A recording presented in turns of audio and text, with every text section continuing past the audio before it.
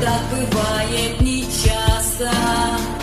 Я нашел свое счастье в небе птицей парящей любовь. Я надеждой питаю.